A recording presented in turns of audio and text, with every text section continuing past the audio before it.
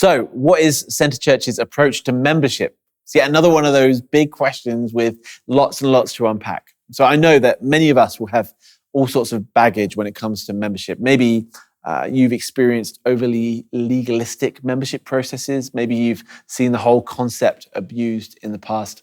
I get it. I've seen it too. It actually took me a really long time to come around to the idea that membership can be really helpful. So I want to unpack that a bit.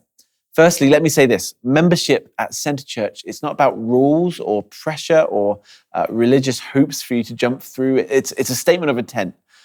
It's saying yes to Jesus. It's saying yes to walking in community with this expression of the body of Christ. And it's a way of saying, hey, I'm in.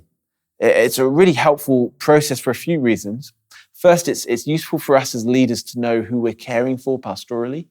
It helps us to make sure that we're all on the same page theologically and practically as we press forward into all that God has for us together.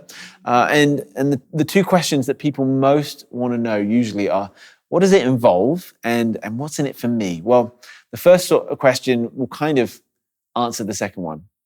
So membership involves three simple things. Firstly, a commitment to Jesus. We want you to be a follower of Jesus before you can be a member here at Centre Church. Secondly, we want you to agree with what we call core doctrines, and we want you to submit to what we call secondary doctrines. In other words, there's going to be some things like who Jesus is that are non-negotiables for us.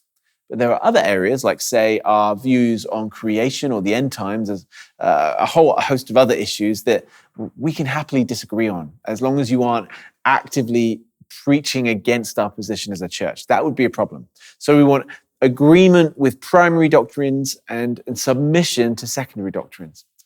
We deliberately don't have a list of what we would call primary and secondary doctrines, mainly because we actually just want to have a conversation with you in person about it, rather than just having a legalistic list.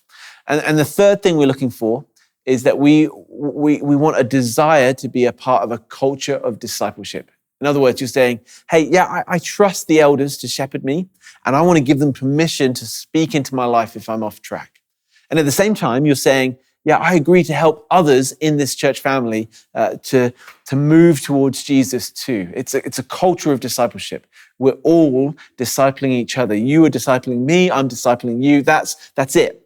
So we're looking for commitment to Jesus, a submission to doctrine, and an agreement on producing a culture of discipleship. There's no course to complete. There's no test that you need to pass. There's no long list of expectations or giant contracts or covenants to sign. There's just one tiny page, which we'll talk about in a moment. But the next question before we get there, I guess, is why would you want to be a member?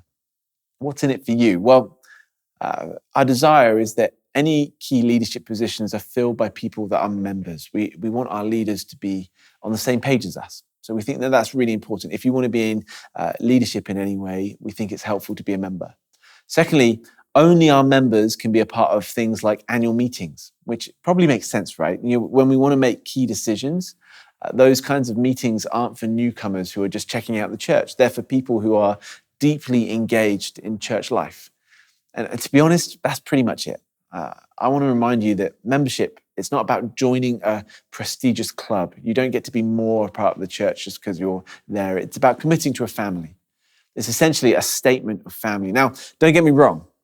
We will love you just the same, regardless of whether you're a member or not. It's just a massive blessing to know that you are invested on this journey with us. Now, if you're interested in finding out more about membership, come and chat to me on a Sunday or talk to any of our elders or leaders.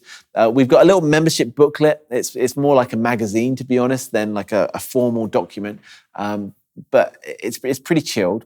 And if you do want to become a member, there is a one-page piece of paper that says those three things that we talked about: commitment to Jesus, submission to certain doctrines, and an agreement to be a part of a culture of discipleship. That's it. You'd sign that, we're good to go. Once we're all in agreement that that's the right thing, we're ready to go. So if you have more questions, come talk to me or email us at info@wearecentrechurch.ca and we can chat more about it. We'll see you next week for another question of the week.